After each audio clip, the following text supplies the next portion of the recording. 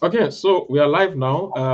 Good evening from here to everyone, and good morning, good afternoon to you if you are in another time zone. Today we have Ami Diamond on the call from Israel, and myself here in Nigeria.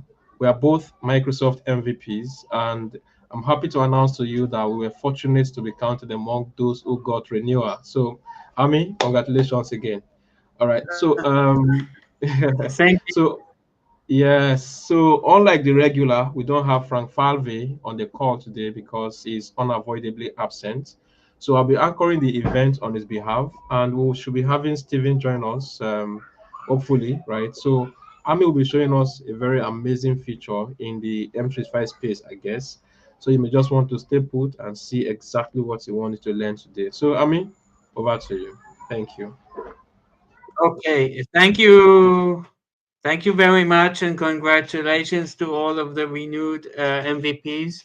It's a it's something that people are investing lots of time and effort, and usually they don't get any. Um, yeah, it's volunteering, so it's really important that we get this recognition from Microsoft, and hopefully it will give us more power to continue and to share and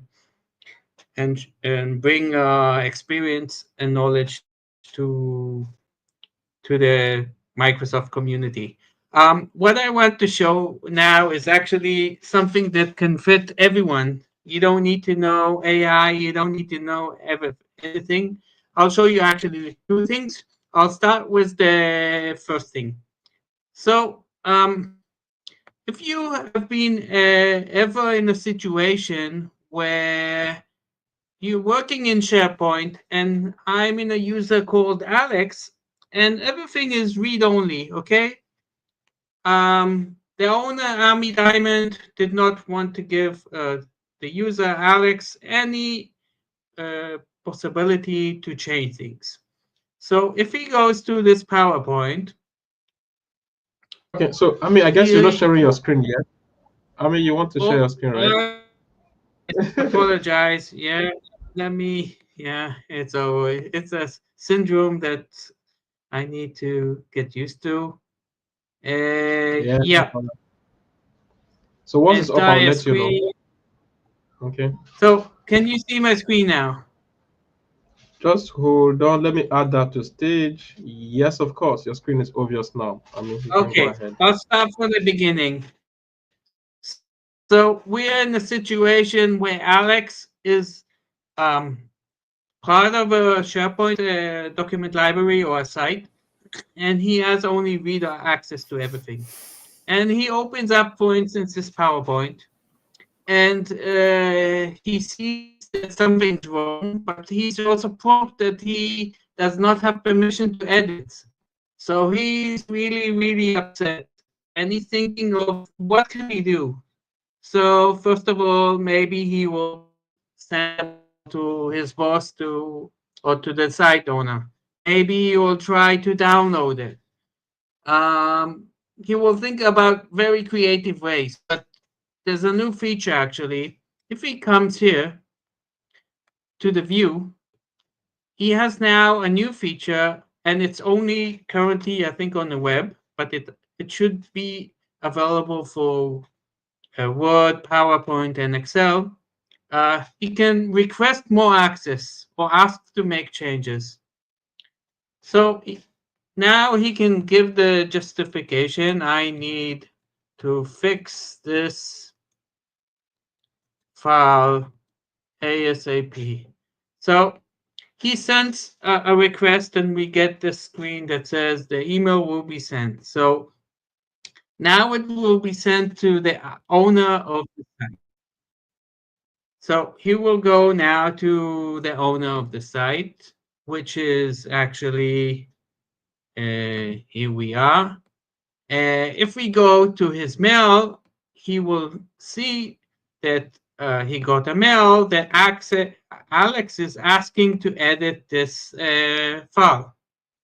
Now, uh, Ami checks and thinks, and he can click on the file to see what it is. What he can do is to say, okay, I changed the access, and what you will see here, the action completed successfully, and it says who have requested and what's the name of the file and the permissions. So now Alex will be notified by mail, and he will see a mail that the file owner changed the access, and now he can come and open the file.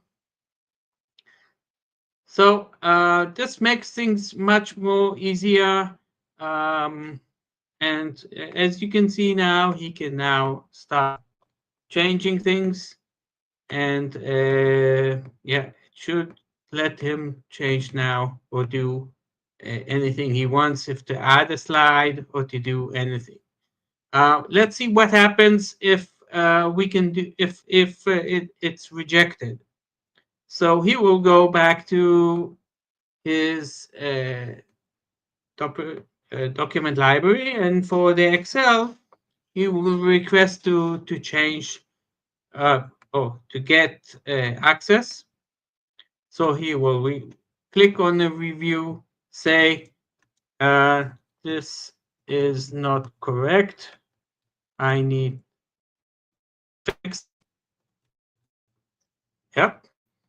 And of course, we will have the ping pong that says we will get now the mail that says he wants to change something. Let's see that it arrives. And this time I will reject or decline. Now I can also click here on Manage Request.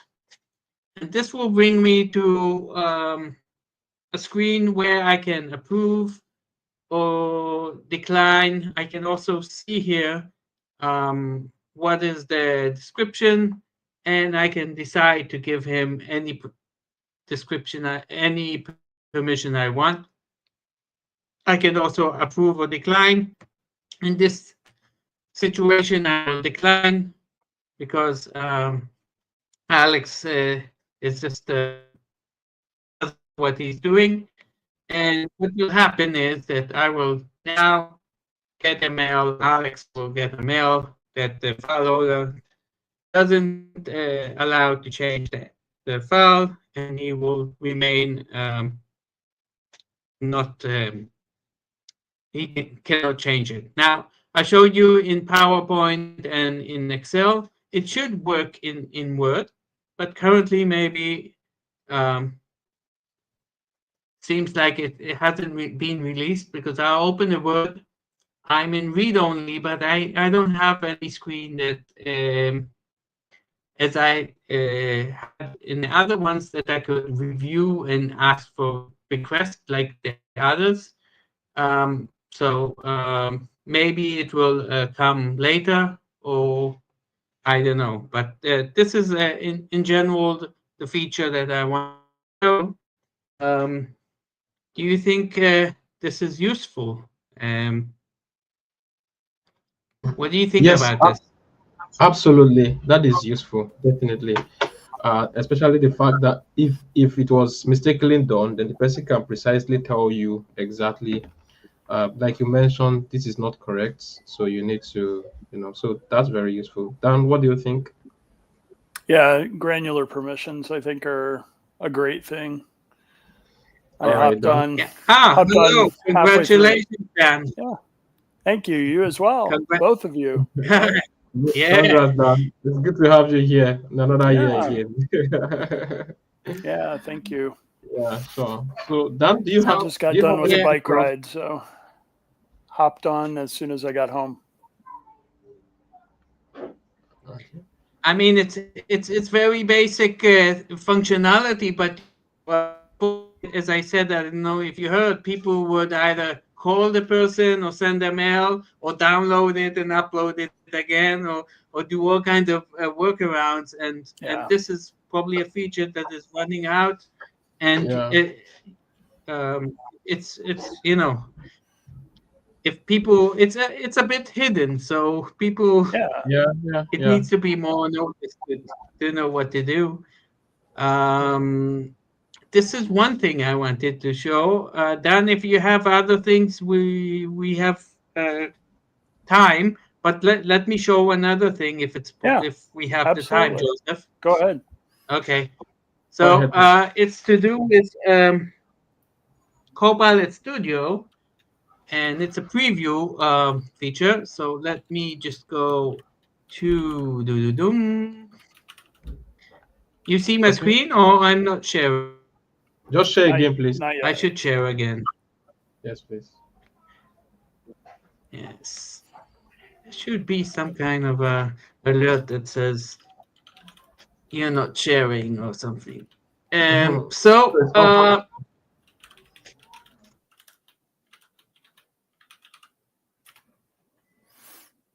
I'm now going to the Copilot Studio. Hopefully it loads up. And there's a new feature that is rolling out, which means I'm now in one of the agents that I created. And if I go to knowledge, what I can do is usually you reference either to a SharePoint or somewhere, but the new functionality is that you can upload files directly. Let's say I choose these two. And when you do this, you can now group the files. As you can see, it's a preview. It improves the search and reasoning over grouped files. And the meaning is that for this group, you can give specific instructions. Okay. Now, to be honest, I don't understand. Usually when you link to a SharePoint site, then it's dynamic. Okay. Here you're uploading to a group. You can give instructions, as you can see here. You can, even if I do this, you can see there's some topics. But these are suggestions to all kinds of topics. But actually for this group of files, I can say, as you can see, describe what you want the agent to do. Its tone, role. I can say show only files from the last 2 years. I can write anything, but it's related to this group. Once I do add, then you will see like a folder that has been created. And this folder specifically has instructions. If usually you have instructions for an agent, you could also have like a child agent or something like that. Here you can give instructions to this group, file group. And so now it's updated, but and by the way, it's shown here as a file type. The normal way is actually to link maybe to a SharePoint site, to somewhere else, or to your OneDrive. Let's say I go to this site, and I could choose maybe a folder or specific files, and you'll see that the difference between specific files, that each one has no connection, that I cannot control it, and this has some kind of instructions. Now I can delete it, I can make it official, I can edit it, and maybe I want to add or remove the files. So as you can see, I can even let's see. So I should have somewhere a way to remove or add. Again, I'm sharing with you adding files to a place which is static and it's here also it's linked. But if I would link to a site, only to a site, or to a library, or to a folder, that would be more dynamic, and that could be something that might be more making sense. If I just do this, so it takes the site, and now if I add more, I have like a general link. So in this case, it's the document library. These are specific files, and this is actually the group. This is as we saw there. It says it improves finding, and as we saw, we can also give instructions. So this is according to Microsoft, it's rolling out. It should not be used for productive use cases, and it might be only available in the US. But it's a functionality that exists, and if you want, you can test it. Again, if I go here, I can delete it. So in this case, maybe I don't need it, and yeah. So this is actually the thing I wanted to show. Let me see how I stop sharing. All right, Ami, thank you very much for. Okay. Yeah. For that hopefully, yeah. Site again. Yeah. So thank you. That was brilliant. Honestly, it was. So thank you. So Dan, do you have something for us? I do have something if we have time. Yes, of course. You can go ahead, Dan. Cool. Yes, please. Yeah, this will be your first presentation this year. This will be your first presentation this year as an MVP again. Yes, exactly. So let's see if I can get this sharing. All right, so we'll go ahead.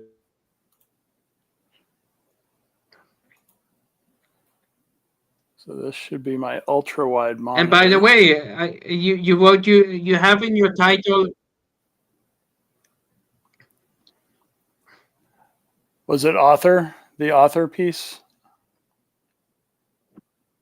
Yeah. Are you selling it? Is it? It is a. Can you tell the audience? Can you tell the audience about it? It might be interesting for all of our. Yeah. I can actually make it full screen here.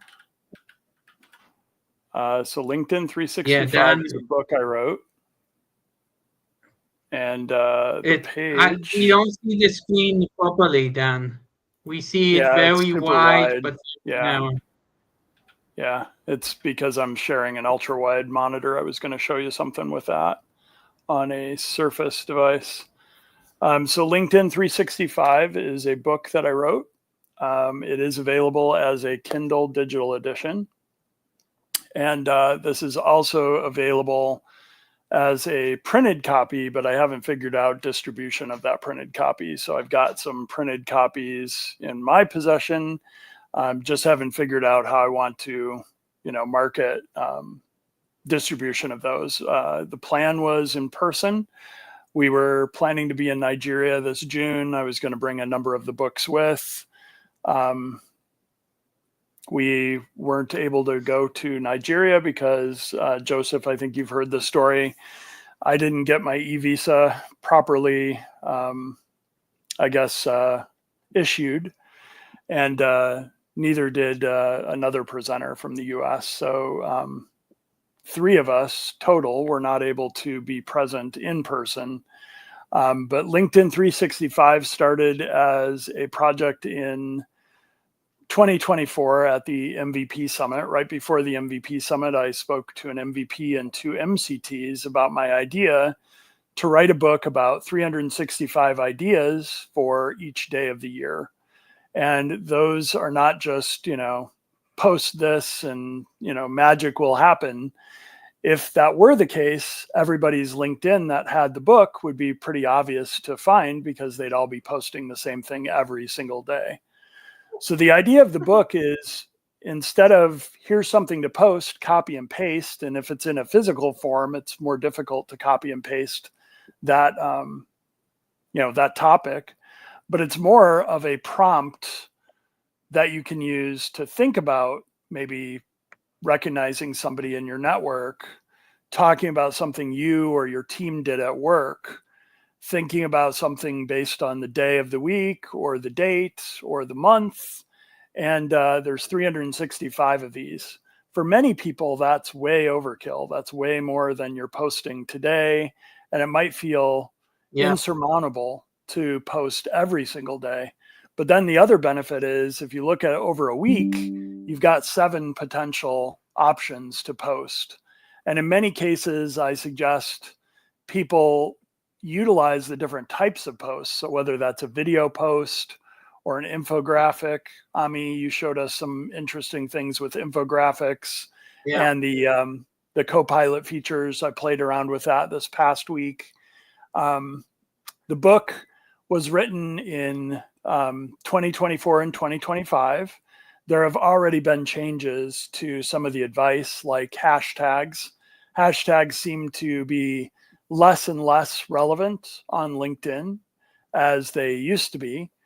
Things like MVP Buzz or LinkedIn 365 started as hashtags, and they can still be searched, but you can't follow the hashtags and you don't get an indication of how many people are following a hashtag. So MVP Buzz, when they provided the information, might have been 3,000 plus people following that hashtag, looking for people posting with that. LinkedIn 365, however, might have been 27 people or under 30, because it's a fairly new hashtag that people hadn't discovered. So without those types of features and feedback, I think hashtags are getting less and less valuable on LinkedIn. The benefit is whether you put a hashtag before LinkedIn 365 or you just type in LinkedIn 365 with no spaces, you'll find pretty easily the company page, which is just linkedin.com/company/LinkedIn 365. And then that's one way to discover where to get the book on Amazon. And I've been posting on the company page as well. And the thing that I wanted to showcase here. How long did it take you to write the book? Great question. So it was about a year from start to finish. So I got that idea in March. Wow. And my original idea was not what V1 of the book became. My original idea was to share probably a book that would have been 365 pages or more, by each day giving you concrete examples of what my LinkedIn posts were, how they did, some tips and tricks that I learned throughout those 365 days. However, LinkedIn, the amount of times that I post a day, doesn't make it easy for me to go back to what were my posts from, say, February 13th. So I would have to go back, try to find those, try to find the statistics. The statistics obviously change over time. So what I'm thinking about for V2 is, instead of going about it every single day, maybe breaking it down into every single week, which is a much more, meaningful period of time for people to kind of maybe dissect how they did. And there are ways that I can get the statistics from my LinkedIn for each and every week. So I could provide those. This is how I did in 2025, and then maybe do an update for 2026. But I think weekly would be a much more reasonable effort. Do you think LinkedIn is pushing more videos than text? I think they've got a big focus seems like on it's video. promoting their videos, especially if if it was taken through a mobile, then you see the whole post as a video, compared to if you upload a video which is like for a full screen. And it's trying to promote it more, I think. I believe in the company page statistics. If I can go down to, where is it? They give you a section where they provide you some information about how you're doing from a standpoint of a company page. And I believe some of that information also in analytics may provide you information about how your page is being viewed. So how many people are using the mobile browser versus the desktop version. And I don't remember if that's in this drop down. Yeah. I've seen it somewhere in here with stats. Yeah. And then I can obviously manage admins, and there's a bunch of other things I can do. Here we have analytics. Yeah, it might be the analytics. Yeah, okay. And then followers, leads, visitors might be where it is. Yeah, this tells me whether I'm getting people from desktop or mobile. Thank you, Ami. Yeah, so as you have a page like the Microsoft Speakers Hub, which has over 3,000 people, we could go to this analytics page and either take a look at a week or a monthly view to get a sense for how many people are engaging with our content from their mobile device versus the desktop or a browser-based view.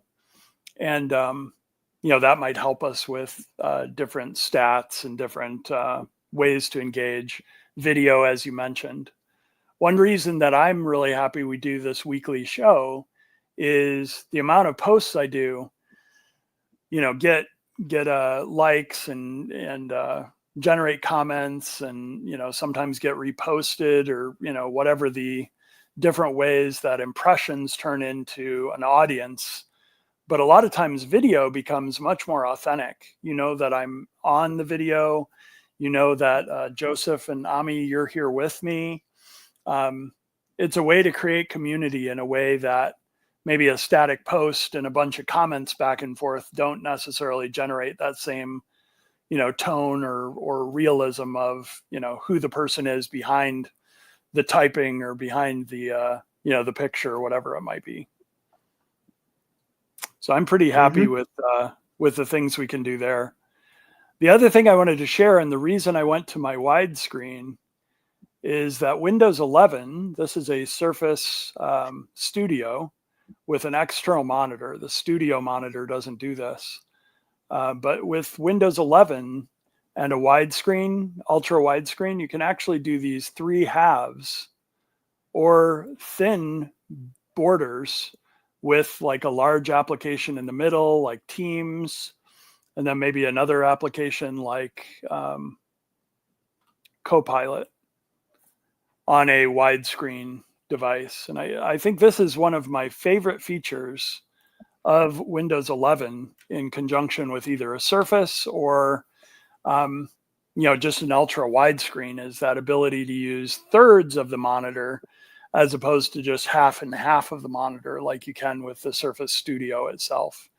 And then with the Surface Studio being a 28-inch device, if I share the actual Surface Studio screen here, which will probably show up better because it's a big square as opposed to a long rectangle. The nice thing about the Surface Studio... And that's instead of using this. Yeah, this would be using the Surface Studio as opposed to the local computer versus the monitor. Let's see if I can bring up there we go. So I can typically do thirds of the screen, but in the Surface Studio, I can just do halves. Yeah. Or do 3 windows by doing a half and then up and down, or quarters of the screen. And this is a nice way to be able to lay out and work with the different applications that you have on your computer, because I can, navigate those applications a lot differently than I might previously have done. Unless you have separate screens totally, and then you have one on each. Yeah, or if you have Exactly. 3 screens, you can do that. But here, usually, let's say Excel, if you want to compare or different, yeah, you would want it in the same screen. But Yeah. That's a very nice feature, of course, right? It is pretty So neat. Dan, do you want to share this a photo of how it looks on the maybe just on the web to browse the picture and just so we can see how it looks physically on your table, right? Of the Surface, you mean? Yes, please. Yeah.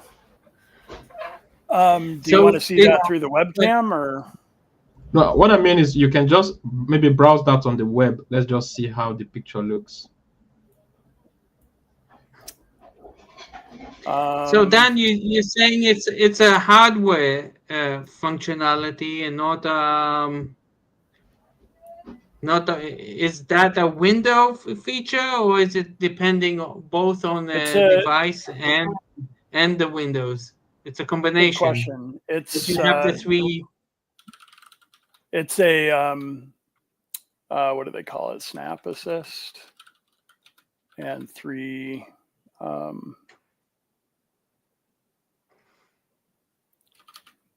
divided by 3. Let's see if that'll bring it up. This is a hardware feature. Nice. And it's a hardware feature based on how wide the screen is. And I don't recall if there's details of like what the screen resolution needs to be. What I was going to do is go into my screen resolution here, where I can show you that my Surface device, Surface Studio, the nature, whatever you call it, the natural, I guess, resolution is 4,500 pixels by 3,000 pixels. It's super, super small, but it's a 28-inch device. So even though every pixel is very small, it's still very readable. I've dropped the resolution of this monitor that I'm sharing right now to 1900 by 1200 because of the fact that StreamYard might be doing things with the resolution. The other monitor that I was just sharing before, to the point of, it might have been too pixelated or hard to read, is a ultra wide that is 5120 by 1440 pixels. So it's super, super wide. And even when I go with the recommended resolution, it's still an ultra wide resolution. And that ultra wide ratio, if you will, is what allows me to do the thirds, either with a large, kind of larger middle portion, or a third of the screen. So there's something in Windows 11 that adds that to the snap feature of doing the corners and doing the half of your screen. So on my Surface, I get these corners or halves of the screen as options. And then with the ultra wide monitor attached to a Surface or any other computer, it could be a Surface, it could be a laptop, it could be, just a what do you call it? Small form factor computer with an ultra wide monitor attached. Windows 11 allows you to do those third snap features, which if you don't have an ultra wide monitor, you may never have seen. So I figured that might have been an interesting demo to do for folks today. That's beautiful, Dan. Thank you very much for sharing this. Yeah. Right? So it's cool to have this kind of gadgets. It makes work easy and life easier to be multitasking and be more productive. Yeah, it's a very nice one. So thank you very much, Dan. Yeah. So I was expecting that Stephen was going to join us, but we don't have him here. So I'm going to be showing us something around conditional access policy, basically around zero trust security model. So I'll be sharing my screen now. Perfect. Share screen.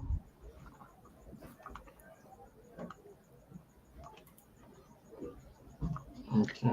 For the meantime, I want to wish Dan good luck on your new journey. Thank you. Yeah, I started a new job this week as well. Yeah, good luck, That's very and good. yeah, I'm Thank Good sure you. luck, you Dan. that will benefit for your experience and yeah, It's and going to be knowledge. fun. There's a lot of ex Microsoft folks that have ended up over there, and I would imagine there'll be more because Microsoft laid off thousands of people, and many of them have Yeah, experience with Microsoft solutions or cloud. So I would imagine I'll have other colleagues join me over at McDonald's here in the future too. I All wonder right. what they So eat for lunch. Joking. We have the international menu at the Chicago headquarters. Okay. So we don't only eat the Okay. stuff that's in the U.S., but we had India, Spain, Canada, a bunch of other stuff. Joseph, I'll turn it over to you, and we can discuss McDonald's at the end. Yeah. all right. So my screen is being shared now. So I think I noticed something changed today, right? So this is the Microsoft Entra Admin Center, and the way I get here most time is for us to go through this URL I like so much, cmd.ms. So if you come to cmd.ms, you will see the Microsoft Cloud command line. And here is one of the most productive places I have ever seen because you can easily navigate to any of the portal you want to go to. You can filter to Entra, to M365, to Azure, to Intune, Defender, and so on, right?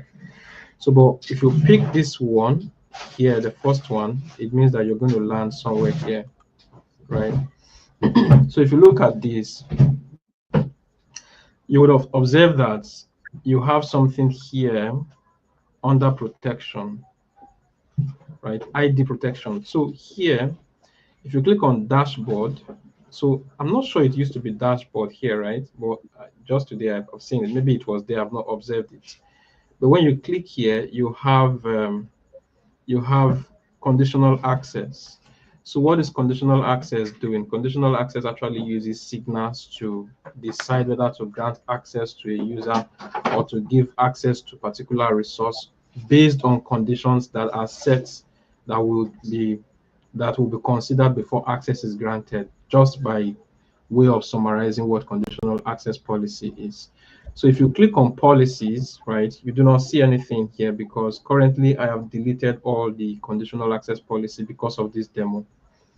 So before now, everyone, will I say, I come here to create conditional access policy.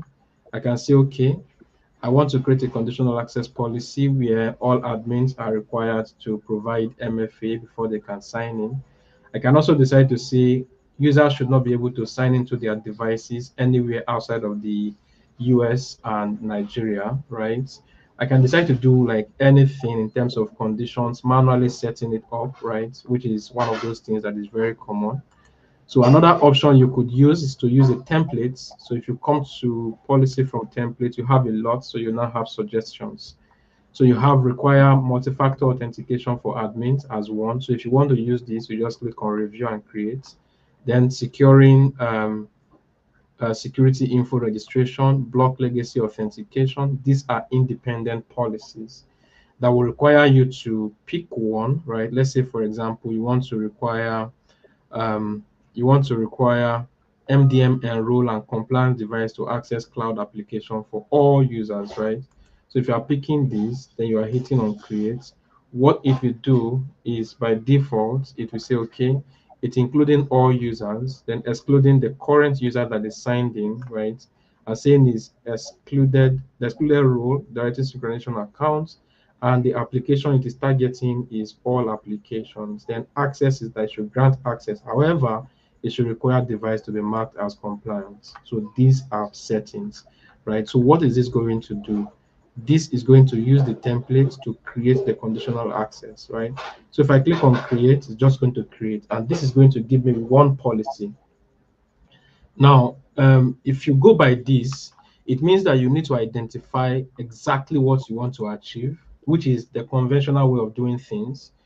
Nice, great, but you may not be able to follow some standards, right? So let's say, for example, you want to implement the zero trust security model, or you want to adopt some other policies or models within your M365 environment. I find something very useful, and this was courtesy of, or this is courtesy of Jonathan Edwards in one of his videos on his YouTube channel. The guy is doing amazingly well. So when I was going through that video, I saw something very striking, and that's what I thought to share with you. So from the M35 Admin Center, I would never have believed that there is a way to set up conditional access policy also. But when I checked on setup here, right? So down below, something is just loading up. So you would see something here, sign in and activities. So here, myself, I've never done a lot of things here, but something that is very interesting here is where you see deploy conditional access policy. So let me just zoom in a bit, possible. So it's saying that the deploy conditional access policy guide provide customer who have the Microsoft Entra Plan 1 or Microsoft Entra Plan 2 license. So it means that for you to be able to have access to this feature, you must have either of these licenses with customizable conditional access template that include most common and least instructive security standard in zero trust. Then talk about secure foundation. There's another model you want to look at, remote work, then protect administrator, and then all of that. So it is telling you that if you want to do any of these ones, then you want to go for this. So what you do, you can click on it, right? So when you click on that, the good thing it does for you is that, if you've not set it up already, you will not see completed. I have deleted the policies because I want to show a demo, right? So if you come to this place, you will see the option to get started, right? So if you come here, it will tell you, if you come down below here, you will see the different templates that you can use. So if you click here now, you have secure foundation template, you have the zero trust which is recommended, right? So then you have the remote work policies, then you have protect, then you have emerging threats. Now, the point that I want you to take away from here is the fact that if you are picking one of it, it's going to select all the policies that would help you guide against that particular model. Let's say, for instance, you want to create you want to guide against your data protection in terms of remote workers, and you want to create the remote work model, so which is going to have like a list of policies in it. So what you do is you come here to review the category that can actually give you the definition of how many policies each of it is going to come with. So if you go by securing foundation, it's going to come with 1, 2, 3, 4, 5, 6 policies. What policies are they? Require multi-factor authentication for admins, which you could do from the admin center here directly, either by using templates, which is like one of these ones here.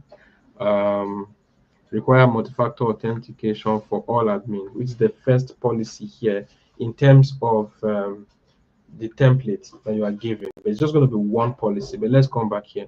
Then you're going to have securing info registration, which is going to be one of them there too.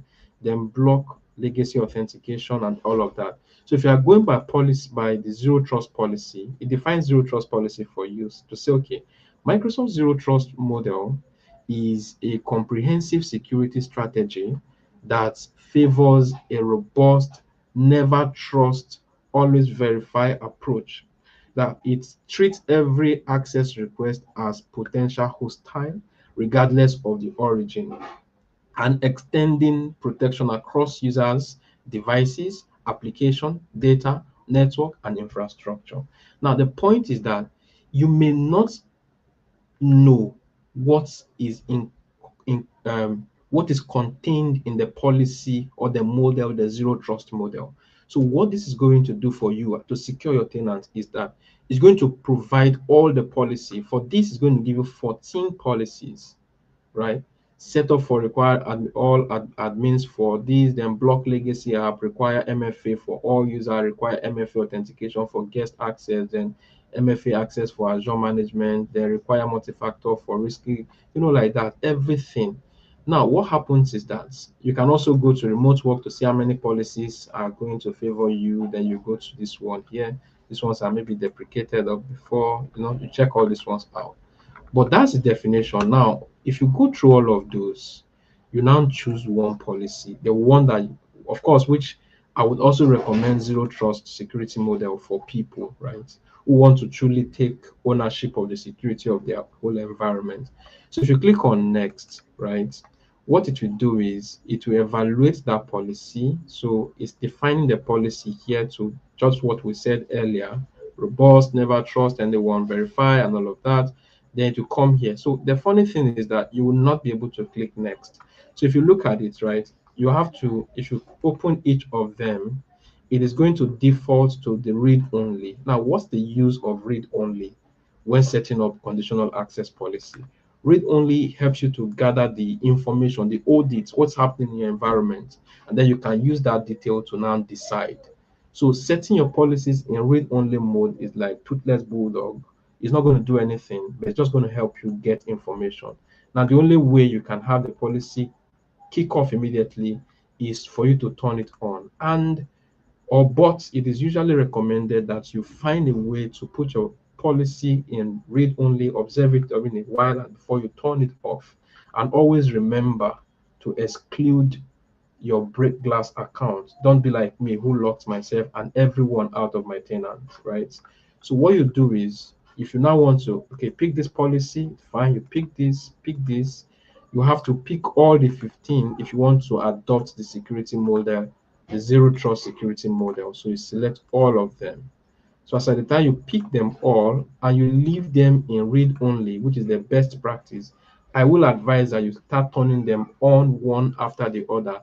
Notice the impact, and then if you have to reverse, you have to reverse. If you have to move, then you can turn on the next one, right? So you can do next. Now what happens is it will ask you to choose the authentication method that you want users to adopt or admins to adopt, right? You can decide to go by MFA app alone, or you can also decide to add the FIDO key to it.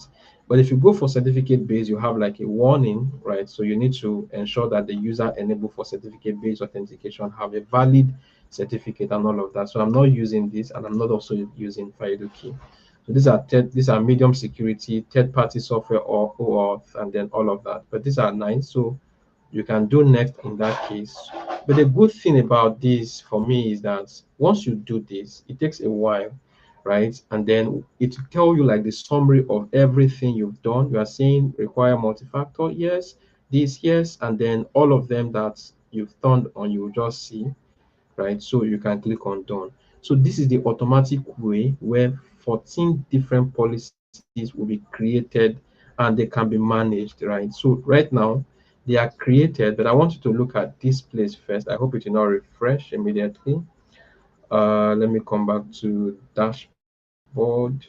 Then if I come to conditional access, and then I hope it's going to refresh. I thought I had it open. So you can see all the 14 policies are back here. You didn't see any of these before, right? So now you can decide to start observing the effect of the policy by using what is called the what if, or you can decide to. So if you look at it, every policy is same condition is one, access control is blocked, and then it will tell you like everything, right? So you can decide to turn on the policy from here and save, right? Or you can even decide to view policy impacts. If you allow it in audit for a while, you see the impact, you see the trend, the rise and the fall, and then you can see. So once that is done, you can start turning them on, right, and saving them. But one thing I also kind of quickly say is that this is still another very manual way of doing things. So but from here, right, if you come back to where is that place again? Let me just come back to show all, and then I come to where are you guy? Setup here. Okay, so if I come down to this same guy, so let's say you already have like a lot of conditional access policy, whether you are using this or not, right? If you come here to say deploy conditional access policy, and then you go to get started. So one thing that is, excuse me, I think I clicked the wrong thing. Just give me a sec. Something else I want to show, not that.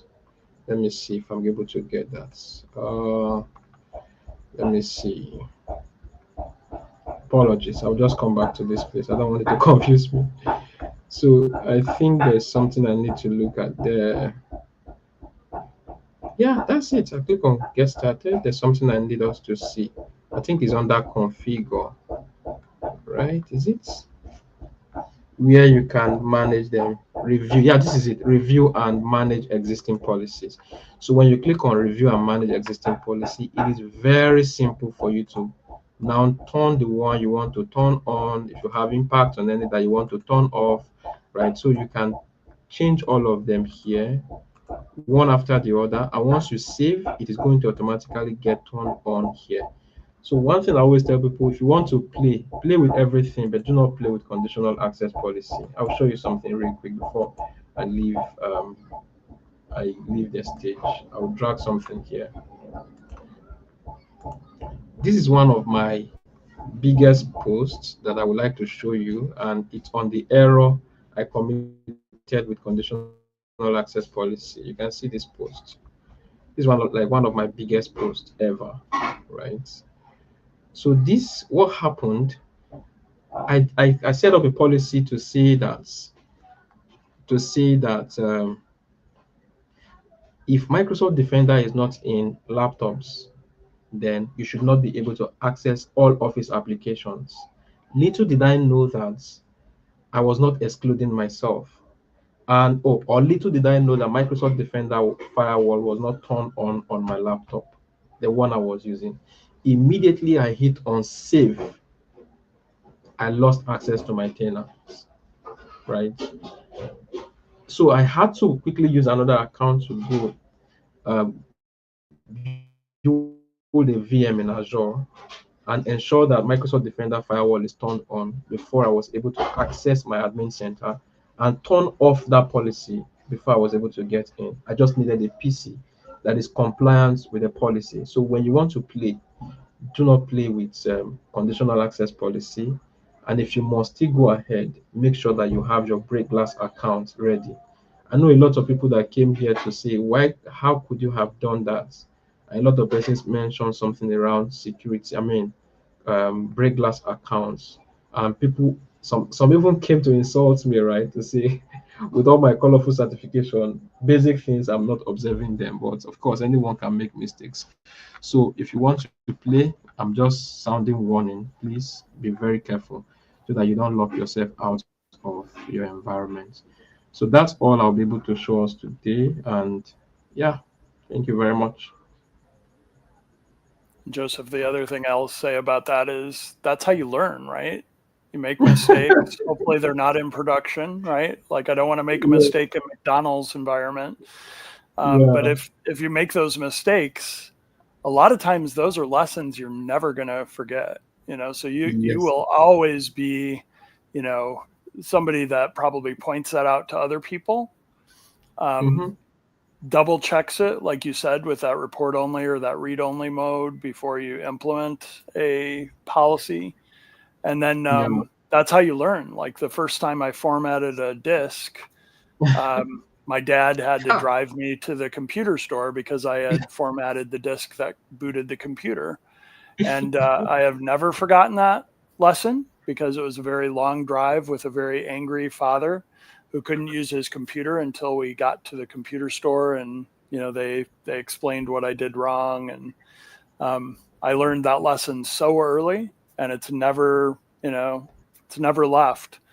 But that's how we learn, right? If you don't fail first attempt in learning, there's not always learning, or the learning doesn't stick, right? You learn something and then you forget it because you never applied it. It never became kind of a lesson. So That's great true. demo. Absolutely. Great demo. Thank you. Yeah. Thank you. And actually, I would add that if you have a test environment or a sandbox, then it's always I can tell you before I run a script or something, I always test it on a demo site and see if it works. I don't do it on productive, or it could be some test environment, and that can give indication to how to work. And by the way, Joseph, can you return to this first screen you went? Because I saw there's a menu for agents. Have you noticed that? Can you go to the first screen you went? Okay. I'm just sharing my screen again now. Yeah, Okay. I saw the first menu was agent. Is that something new, or can you scroll up? Yeah. Here, Go to the on this. first. No, on the left. No, not this one. Yeah, the admin center. Yeah, but scroll to the top. Yes, up, Agents. Okay. more to the top. The Yeah, first I'm already at the menu. top. Oh, yeah. You see agent. Yeah, I think this What's is that? new. Is that to do with Copilot? Oh, okay. Security Copilot agent. I think I heard something. Ami, just hold on. Let's check because I think I heard one Security announcement that Copilot. Well, I I think heard that's that. something that you need to pay separately, but it's something that stood out, and I'm wondering Yeah, if I it's think the maybe it's the agent. Copilot for security. I'm thinking that maybe the agents you build can be managed from there. Let me see. I think I have one or two agents on these tenants. Let me see how it looks or what is there. Because the other one does not have Copilot license, and I've not Okay, built an agent. but it. Let me see what is in this one. Yeah, just trying to get in and see agents.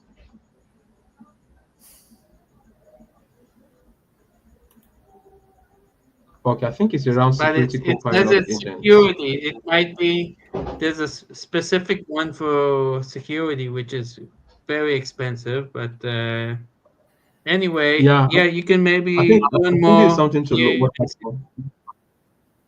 Yeah, so Mhm. just it stood Okay, out, we just and check this out. Yeah. interesting to see what it's all about. I think it's brilliant that you saw that quickly. Security product that empowers IT production, cyber threats, and okay. Maybe So it's next something I time would you look. can Yeah, yeah, it's something investigate it. I would like to look at. Thank you very much for pointing my Okay. attention to that. I never saw it. Alrighty. Yeah. So yeah, we're on top of the hour already. I want to thank you very much for standing in for Frank Falvey, who is unavoidably absent. Dare, thank you very much. And Ami, congratulations once again for your dual You too. MVP ship. You're really doing a great job, and your job is not going unnoticed. So keep them coming. So Dan, thank you very We are. much. Yeah. So Thank you. we'll be ending the live stream now, guys. We'll see you again next week. Thank you very much. Cheers.